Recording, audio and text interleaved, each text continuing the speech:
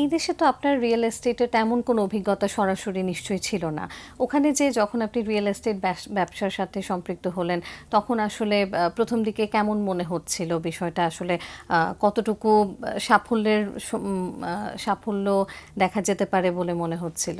Real এস্টেটে এই দেশে ছিলাম না এমন না, আমার পারিবারিকভাবে রিয়েল এস্টেট বিজনেস ছিল, আমার পারিবারিকভাবে ছিল, কিন্তু ওখানে যাওয়ার পরে এই অভিজ্ঞতাটাই আমার কাজে লেগেছে। আর ওখানে রিয়েল এস্টেট লাইসেন্সিং একটা অনেক বড় একটা বিষয়, আমাকে 6টি পরীক্ষা দিতে হয়েছে এই লাইসেন্সিংয়ের জন্য, এবং 6টা পরীক্ষা খুবই কঠিন একটা বিষয়। লাইসেন্সিং এই 1.5 বছর ধরে আমাকে এই লাইসেন্সিংয়ের পরীক্ষাটা দিতে হয়েছে 6টা। তারপর যখন লাইসেন্সটা পেয়েছি তো আস্তে আস্তে এগোচ্ছি, কাজটাকেও খুবই এনজয় করছি। চলুন দর্শক, আবারও ফিরে যাই। আমাদের আজকের অতিথি বিশিষ্ট সাংবাদিক, মিডিয়া ব্যক্তিত্ব, ইভেন্ট অর্গানাইজার এবং রিয়েলটর দীন ইসলামের কাছে আবারও ফিরে এলাম। আমার মনে হয় দীর্ঘ 20 বছর আপনি যে সাংবাদিকতার সাথে যুক্ত ছিলেন দৈনিক মানব জমিনে, সেখানে একদম শুরুতে রিপোর্টার হিসেবে যুক্ত হয়েছেন এবং শেষে যখন আপনি দায়িত্ব পালন করেছেন বিশেষ প্রতিনিধি হিসেবে, এই যে 2 দশকের একটি লম্বা যাত্রা, সেই যাত্রাটি সম্পর্কে শুনতে চাই, কেমন ছিল? অসাধারণ আমি বলবো এক অর্থে, কারণ আমি যে পত্রিকাটিকে জয়েন করেছিলাম সেই পত্রিকাটির সম্পাদক মতিউর রহমান চৌধুরী বাংলাদেশের একজন স্বনামধন্য সাংবাদিক। সো আসলে আমি শুরু থেকে শিখেছি, সাংবাদিকতা শিখেছি, এবং সর্বশেষ বিশেষ প্রতিনিধি হিসেবে কাজ করার সময়ে আমি প্রতিনিয়তই শিখেছি মতিউর রহমান চৌধুরীর কাছ থেকে। আমি বাংলাদেশের 20 বছরের সাংবাদিকতা জীবন আসলে আমি পুরোপুরি এনজয় করেছি, এবং আমি এক অর্থে আপনাকে বলবো যে মানব জমিনের লাইফ আমাকে পুরো জীবন ধারাকেই চেঞ্জ করে দিয়েছে। আপনি খুব চমৎকার বলেছেন, যেটা হয় যে একটা প্রতিষ্ঠানের সাথে দীর্ঘদিনের এই পথ চলার মধ্য দিয়ে এগিয়ে চলা। সচিবালয়, রাজুক এবং ঢাকা সিটি কর্পোরেশন এমন বেশ গুরুত্বপূর্ণ কিছু ক্ষেত্রে সংবেদনশীল বিটে আপনি কাজ করেছেন, এবং সেখানে যেটা হয় যে নীতি নির্ধারণী বিভিন্ন ধরনের সংবাদ সংগ্রহের সময় নানান ধরনের চ্যালেঞ্জের সম্মুখীন হতে হয়। এমন কোনো চ্যালেঞ্জিং গল্প এই মুহূর্তে মনে পড়ছে কিনা যেটা দর্শকদের সাথে শেয়ার করা যায়? রিপোর্টিং করতে যাওয়াটাই চ্যালেঞ্জের, আর সেই বিট যদি হয় সচিবালয় সহ অন্যান্য বিট, সেটা অবশ্যই চ্যালেঞ্জিং বিষয়। আর এর আগে রিপোর্টিং খুবই কষ্টসাধ্য ছিল। আমি 2020 আগের 2020 সালের আগের কথা বলছি আপনাকে, যে ওই সময়টাতে আসলে আমি একটি ঘটনা বলবো আপনাকে। আমি একটি রিপোর্ট করেছিলাম গণপূর্ত মন্ত্রণালয়ের পিডব্লিউডির একটা রিপোর্ট, যে 33 কোটি টাকা ভাগাভাগি নিয়ে। ওইটাতে আমাকে প্রচণ্ড রকমের চাপ সহ্য করতে হয়েছে। শুধু তাই না, যে আমার সম্পাদক আসলে মতি ভাই সবসময় আমাকে মানে এগিয়ে দিয়েছেন ভালো রিপোর্ট করার ক্ষেত্রে। সো সম্পাদকের সাপোর্ট পাওয়ার কারণে এই ধরনের নানা সমস্যা হলেও কোনো কিছুই আমাকে ফেস করতে হয়নি, আমার সম্পাদকই ফেস করেছে। সো সেই ক্ষেত্রে আমি বলবো যে বাংলাদেশের সাংবাদিকতা জীবনে আমি অনেকটা ভাগ্যবান যে মতিউর রহমান চৌধুরীর মতো সম্পাদক পেয়েছিলাম। 2001 থেকে 2020 অনেক বড় একটা সময় এবং গণমাধ্যমের বেশ বড় পরিবর্তনের একটা সময়। একদম 2001-এ আপনার শুরুর সময়টাতে আপনি যে প্রেক্ষাপট দেখেছিলেন এবং 2020-এ যখন আপনি বাংলাদেশে সাংবাদিকতায় প্রায় শেষের দিকে, এই দুটো সময়ের মধ্যে আপনি কি ধরনের তুলনামূলক পার্থক্য দেখতে পান? 2001 সালে যখন আমি সাংবাদিকতা শুরু করেছি, শুরুতে আমি বিনোদন রিপোর্টিংয়ে ছিলাম। বিনোদন রিপোর্টিং করেছি 5 বছর, তারপরে জেনারেল রিপোর্টিংয়ে চলে আসি। সো তারপরেই আসলে রিপোর্টিংয়ের যে গুরুত্বপূর্ণ ধাপগুলো লক্ষ্য করেছি। 2005 সালে আসলে সাংবাদিকতাটা খুবই ভালো ছিল। আমি বলবো যে সাংবাদিকতা রিয়েলি যে জার্নালিজম যেটাকে বলে, সেটা 2005 থেকে 10 পর্যন্ত ছিল। তারপর থেকে কিন্তু ধীরে ধীরে 13 সালের নির্বাচনের পরে মেইনলি অনেক কিছু চেঞ্জ হয়ে গেছে, তখন আর কিছু লেখা যায় নাই। সো আমি বলবো যে 2001 সালের পর থেকে 2020-এর যদি আপনি পার্থক্য করতে বলেন আমাকে, আমি এক করতে বলবো যে এটা হিউজ ডিফারেন্স, মানে অনেক বড় একটা গ্যাপ। এবার একটু ভিন্ন প্রসঙ্গে চলে আসি। 2020 সালের ঠিক করোনা মহামারীর আগের সময়টাতে আপনি পাড়ি জমান কানাডায়। তো বাংলাদেশ থেকে যখন ওই দেশে যাওয়া, প্রথমত অনেকেই বলে থাকেন যে একটা বয়সের পর নতুন একটা দেশে যে নতুন করে আসলে চ্যালেঞ্জ মোকাবেলা করতে হয়, সম্মুখীন হতে হয় অনেক কিছুর। সেটা আসলে কেমন ছিল ওখানে যাওয়ার পরে যাত্রাটা, এবং তারপরে আপনি একজন রিয়েলটর হিসেবে সেখানে প্রতিষ্ঠিত একজন ব্যবসায়ী হয়ে উঠেছেন, সেই যাত্রাটুকু সম্পর্কে জানতে চাইব। নতুন কোনো দেশে গিয়ে সেট হওয়া বা নিজেকে প্রতিষ্ঠিত করা অবশ্যই একটা চ্যালেঞ্জিং বিষয়, কিন্তু আমি বলবো যে কারো যদি ভীষণ মিশন থাকে যে সে প্রতিষ্ঠিত হবে, তাহলে এটা কোনো কঠিন কাজ না। যেমন আমি 2020 সালে গিয়েছি, তারপরে করোনা মহামারীতে পড়েছি, 2 বছর আমি ঘরবন্দি ছিলাম বলা চলে। এখন 2026, এর মধ্যে কিন্তু মানে আমি বলবো যে আমি সত্যিকার অর্থে একজন প্রতিষ্ঠিত মানুষ। কারণ হলো যে আমি আমার ট্র্যাক চেঞ্জ করেছি, অনেকে আছে যে ট্র্যাকটা চেঞ্জ করতে চায় না। সো ট্র্যাক যদি কেউ চেঞ্জ করে, নিজেকে যদি কেউ চেঞ্জ করে, তাহলে এই বিদেশে গিয়ে নিজেকে প্রতিষ্ঠিত করা আসলে কঠিন কোনো কাজ না। সো আমি সেটা করতে পেরেছি বলে আমি ব্যক্তিগতভাবে মনে করি। এই দেশে তো আপনার রিয়েল এস্টেটে তেমন কোনো অভিজ্ঞতা সরাসরি নিশ্চয়ই ছিল না। ওখানে যে যখন আপনি রিয়েল এস্টেট ব্যবসার সাথে সম্পৃক্ত হলেন, তখন আসলে প্রথম দিকে কেমন মনে হচ্ছিল বিষয়টা? আসলে কতটুকু সাফল্য দেখা যেতে পারে বলে মনে হচ্ছিল? রিয়েল এস্টেটে এই দেশে ছিলাম না এমন না, আমার পারিবারিকভাবে রিয়েল এস্টেট বিজনেস ছিল, আমার পারিবারিকভাবে ছিল। কিন্তু ওখানে যাওয়ার পরে এই অভিজ্ঞতাটাই আমার কাজে লেগেছে। আর ওখানে রিয়েল এস্টেট লাইসেন্সিং একটা অনেক বড় একটা বিষয়। আমাকে 6টি পরীক্ষা দিতে হয়েছে এই লাইসেন্সিংয়ের জন্য, এবং 6টা পরীক্ষা খুবই কঠিন একটা বিষয়। লাইসেন্সিং এই 1.5 বছর ধরে আমাকে এই লাইসেন্সিংয়ের পরীক্ষাটা দিতে হয়েছে 6টা। তারপর যখন লাইসেন্সটা পেয়েছি, তো আস্তে আস্তে এগোচ্ছি, কাজটাকেও খুবই এনজয় করছি।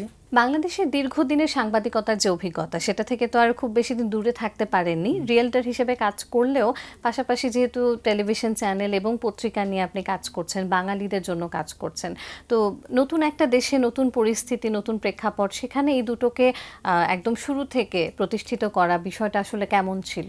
মিডিয়াতে যারা থাকে, সাংবাদিকতায় যারা থাকে, এটা আসলে রক্তের সঙ্গে মিশে যায়। এই জিনিসটা আপনি যেখানেই যান না কেন, ওই জিনিস কখনো ছাড়তে পারবেন না, যে কোনোভাবেই হোক বা যে কোনো ওয়েতেই হোক। যেমন আমি প্রফেশনালি রিয়েলটর, বাট প্রফেশন আমার রিয়েলটর, কিন্তু নেশা কিন্তু আমার সাংবাদিকতা। সো এই কারণে যে ভোরের আলো পত্রিকার মালিকটা আমি নই, আরেকজন আহাত খন্দকার নামে একজন। সো ওনার সঙ্গে আমি কাজ করি, প্লাস প্রবাসী টিভি আমি one of the director. But এই দুইটা প্রতিষ্ঠানে মানে অনেক কাজগুলোই আমি করার চেষ্টা করি। সো কঠিন হলেও এক্ষেত্রে আমার ওয়াইফ আমাকে অনেক হেল্প করে, অনেক ক্ষেত্রে অনেক হেল্প করে। যেমন এই পত্রিকাগুলার শুরুর দিকে অবশ্য বাধা দিত, এত রাতে জাগি কেন বা কিছু, কিন্তু এই মুহূর্তে আমি বলবো যে আমার ফ্যামিলির সহায়তার কারণে আমি সবগুলো কাজ সুন্দরভাবে করতে পারছি। এই যে প্রবাসে বসে কমিউনিটির জন্য একটা মিডিয়াকে পরিচালনা করা আর বাংলাদেশের মূল ধারার যে মিডিয়া, এই দুটোর মধ্যে আপনি কি ধরনের পার্থক্য দেখতে পাচ্ছেন? অনেক পার্থক্য। আমি বলবো যে কানাডার টরন্টোতে কিন্তু মানে বাঙালি যে কমিউনিটি আছে, এটা গ্রোয়িং কমিউনিটিটা বড় হচ্ছে, এবং আপনি গেলে দেখবেন আমাদের ড্যানফোর্থ এরিয়া বা আশেপাশের যেসব এরিয়াগুলো আছে, এটা একটুকরো বাংলাদেশের মতো। আপনি বিকেলে গেলে দেখবেন সবাই গল্প করছে, বাংলায় কথা বলছে, চা খাচ্ছে, পেঁয়াজু খাচ্ছে, সব কিছু একই রকম। সো বাংলাদেশের সঙ্গে যদি তুলনা করতে বলেন, আমি বলবো যে বাংলাদেশে একরকম, ওখানে আরেক রকম। ওখানে হলো কমিউনিটি আস্তে আস্তে বড় হচ্ছে, বাট ওই কমিউনিটি মানে আমার ফিলের জায়গা, আমি ওই কমিউনিটিটাকে ভালোবাসি আসলে। প্রবাসে বসে দেশীয় সংস্কৃতির চর্চাটাকে ধরে রাখা এবং নতুন প্রজন্মের কাছে এই বাঙালি সংস্কৃতিকে পৌঁছে দেয়া, সেই উদ্যোগ থেকেই নিশ্চয়ই আপনি বর্তমানে যে বড় বড় ইভেন্টগুলোর আয়োজন করে থাকেন, সেটি শুরু করা হয়েছিল। মূল ভাবনাটি আসলে কি ছিল? টরন্টোতে কিন্তু এই বাংলাদেশি কমিউনিটির আমরা যারা আছি, আমাদের সন্তানগুলো কিন্তু আমাদের এই বাংলাদেশি কালচারটাকে ধারণ করে। যেমন আমি আপনাকে বলবো যে আমরা যখন পহেলা বৈশাখ করি, পহেলা বৈশাখে কিন্তু আপনাদের এখানে যেরকম ঢাকা ইউনিভার্সিটির ভিতরে র্যালি হয়, আমাদের ওখানে অনেক বড় বেশি র্যালি হয়, এবং ওই সব র্যালিতে আমাদের বাচ্চা কাচ্চারা থাকে। ঈদ উৎসব বলেন, আমরা বাইরে ঈদগাহে গিয়ে নামাজ পড়ি, অনেক বড় জায়গা, ওখানেও আমাদের সন্তানরা কিন্তু যায়, ওখানে আমাদের সন্তানদেরকে আমরা নিয়ে যাই। সো কালচারালি আমরা যারা বাংলাদেশি কমিউনিটির আছি, আমরা সবাই কালচারালি আমাদের বাচ্চাদেরকে কিন্তু ট্রেন আপ করি যাতে কালচারের সঙ্গে থাকে। তবে আমি বলবো ফিলের জায়গায় যে আমাদের ভবিষ্যৎ প্রজন্ম, যাদের আমাদের সন্তানরা আছে, কালচারালি অনেক বেশি বেড়ে উঠছে। আমাদের ভবিষ্যৎ প্রজন্ম বাংলাদেশের যে কালচার এটাকে ধারণ করছে এবং সহসাই টরন্টোর বাংলাদেশি কমিউনিটি একটা বিগ কমিউনিটি হবে অন্য অন্য দেশের মতো। আপনি 6 বছর আগে যখন ওখানে প্রথম গিয়েছিলেন তখন ওখানের কমিউনিটিতে এই বাংলার চর্চা, বাংলা সংস্কৃতির চর্চাটা আসলে কেমন ছিল, আর এখন 6 বছর পরে এসে আপনি কেমন দেখছেন? অনেক বেশি গ্রোয়িং, অনেক বেশি। যেমন 6 বছর আগে যখন আমি গিয়েছিলাম, আমি প্রতি বছরই দুটো প্রোগ্রাম করি, একটা ইউনাইটেড বাংলা মেলা। সো ইউনাইটেড বাংলা মেলায় আমার টিম মেম্বার আছে কয়েকজন, আহাদ ভাই, রনি ভাই, আরিফ ভাই, তারপর রিমন ভাই, এরা সহ আমরা টিম মেম্বারদের সঙ্গে করি। বাট আপনি শুনলে আশ্চর্য হবেন যে প্রতি বছর কিন্তু আমার এই প্রোগ্রামে 15 থেকে 20,000 লোক জড়ো হয়, যেটা টরন্টোতে বিশাল। এবং ইনডোরে একটা প্রোগ্রাম করি, বিসি ভ্যালেন্টাইন ডে নাইট, সে ভ্যালেন্টাইন ডে উপলক্ষে করি। এইটাতে আমরা 4 জন আছি, আমি, আমার ওয়াইফ রাফিয়া এবং শাহানা, এই 4 জন। সো দুটো প্রোগ্রামেই আগে যখন আমি গিয়েছিলাম তখন কালচারালি অত বেশি ছিল না, মানে এই আয়োজনগুলো হয়তো এত হতো না, হতো কিন্তু ছোট আকারে হতো। হ্যাঁ। এখন বিশাল আকারে হচ্ছে এবং দিন দিন এটার ব্যাপ্তি কিন্তু বেড়েই চলেছে। বাংলাদেশ থেকে বর্তমানে আমরা জানি যে প্রচুর বাঙালি তরুণরা, শিক্ষার্থীরা কানাডায় যাওয়ার চেষ্টা করছেন বা অনেকেই যেয়ে থাকেন, আগে থেকে হারটা অনেক বেশি। তো সেই ক্ষেত্রে তারা যখন ওখানে যাচ্ছে, সেখানে যে যদি কেউ সাংবাদিকতা পেশাটাকে কন্টিনিউ করতে চায় বা এখানে হয়তো তার অভিজ্ঞতা আছে বা ব্যাকগ্রাউন্ড আছে, ওখানে যে যদি শুরু করতে চায় বা চালিয়ে যেতে চায়, সেই ক্ষেত্রে আসলে তাদের জন্য আপনার পরামর্শ কি থাকবে? কানাডার টরন্টোতে সাংবাদিকতাকে পেশা হিসাবে নেয়ার মতো সময় এখনো আসেনি। কারণ পেশাগতভাবে আপনি যে পরিমাণ আর্ন করবেন সাংবাদিকতা করে, ওটাতে আপনার সংসার চলবে না। সো আমি বলবো যে ওইটাকে মেইন ফোকাস না ধরে, যেমন আমার কথা বলবো, আমি যেরকম এখানে সাংবাদিকতার পেশা ছেড়ে যখন যাই কানাডাতে, তখন কিন্তু আমি রিয়েল এস্টেটকে বেছে নিয়েছি। কারণ আমার সংসার চালাতে হবে, অন্যান্য সব কিছু খরচ চালাতে হবে।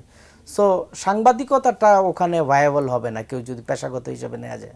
তাহলে একই সাথে এটাও একটু জানিয়ে রাখতে চাই আমাদের দর্শকদেরকে যে রিয়েল এস্টেটে আসলে বাঙালি তরুণদের সম্ভাবনা কাজের ওখানে কতটুকু বা সুযোগ অনেক বেশি, অনেক বেশি। রিয়েল এস্টেট সহ অনেক প্রফেশন আছে, যেমন কেউ যদি সিপিএ হয়, অ্যাকাউন্টেন্ট যেটা বলে, তারপরে মর্গেজ আছে, এর বাইরে অন্য অনেক প্রফেশন আছে যেই সব ইয়াংরা এন্টারপ্রেনার হিসেবে কাজ করতে পারে। যেমন এখন যে টরন্টোতে বাংলাদেশি কমিউনিটির যেসব বিজনেস হচ্ছে, ম্যাক্সিমাম কিন্তু এই তরুণ এন্টারপ্রেনাররা। সো ওখানে এন্টারপ্রেনারশিপের অনেক বেশি সুযোগ আছে। এতগুলো বছর ধরে আপনি বিভিন্নভাবে বাংলা সংস্কৃতিকে ওখানে সবার মধ্যে ছড়িয়ে দেওয়ার চেষ্টা করে চলেছেন। সামনে আর কোনো ভবিষ্যৎ পরিকল্পনা রয়েছে কি, যেটা আপনি বাঙালি সংস্কৃতির জন্য এবং ওখানের কমিউনিটির জন্য করতে চান? বাংলাদেশ তো আমার জন্মভূমি। বাংলাদেশের যখন জাতীয় সঙ্গীত পরিবেশিত হয় কোনো প্রোগ্রামে, আমি পার্সোনালি আবেগতাড়িত হই। জাতীয় সঙ্গীতের প্রথম লাইনটা বাজার পর থেকে আবেগতাড়িত হই। সো আমার যে কালচার, আমার যে কৃষ্টি কালচার, এটাকে আরও বেশি মানুষের মধ্যে ছড়িয়ে যাওয়ার জন্য আরও বেশি কাজ করতে চাই এবং করছি। আমরা ওখানে যারা আছি করছি, কিছু কিছু লোক করছি। সো ভবিষ্যতে নিশ্চয়ই অনেক বেশি পরিকল্পনা আছে যে কালচারালি ডেভেলপ করার জন্য আরও কি পরিকল্পনা করা যায়। যেমন আমি 14ই নভেম্বর, সামনের 14ই নভেম্বর একটা প্রোগ্রাম করছি, যেটাতে অন্য ট্র্যাকে প্রোগ্রামটা করব। যেমন রেজওয়ানা চৌধুরী বন্যার রবীন্দ্রসঙ্গীত থাকবে, নাচের কোনো আর্টিস্ট নিব ওখানে, এবং করছি এটা টরন্টোর অনেক বড় একটা হলে, যেটাতে সবাই, কয়েকদিন আগে অর্ণবের শো হয়েছে, আপনারা দেখেছেন হয়তো বা, ওই হলটাতেই করছি। সো সামনে আরও বেশি পরিকল্পনা আছে, নিশ্চয়ই কমিউনিটির জন্য আরও বেশি কিছু করব। অনেক ধন্যবাদ আপনাকে। আপনার সামাজিক দায়িত্ববোধের জায়গা, একই সাথে পেশাগত জীবন, সব কিছু মিলিয়ে আপনার সামনের দিনগুলোতে এই উদ্যোগগুলো যেন আরও বড় পরিসরে বাঙালিদের মধ্যে ছড়িয়ে পড়ে, সেই প্রত্যাশা থাকবে এবং অবশ্যই আপনার জন্য অনেক অনেক শুভকামনা থাকবে। আজকে আমাদেরকে সময় দেওয়ার জন্য অনেক ধন্যবাদ। আপনাকে অসংখ্য ধন্যবাদ, বাংলা ভিশনকে অসংখ্য ধন্যবাদ আমাকে এই অনুষ্ঠানে আমন্ত্রণ করে নিয়ে আসার জন্য। দর্শক, কথা ছিল অতিথির সঙ্গে, এবার সময় হলো বিদায় নেবার। আমাদের অনুষ্ঠান সম্পর্কে আপনার যে কোনো মতামত কিংবা পরামর্শ জানাতে পারেন এই ঠিকানায়। প্রযোজক দিন প্রতিদিন, Bangla vision, Noor tower, 110 Birottam CR Dutta road, Dhaka 1205, phone 96320303-4। আমাদের ইমেল অ্যাড্রেস dinprotidin@banglavision.tv। সাবেক মার্কিন প্রেসিডেন্ট জিমি কার্টারের একটি উক্তি বলে বিদায় নিচ্ছি আজ। তিনি বলেছেন, আমি কখনোই আমার স্ত্রীর সঙ্গে তর্কে জিততে পারি না। তর্ক কখন শেষ হবে সেদিকেই শুধু মনোযোগ থাকে আমার।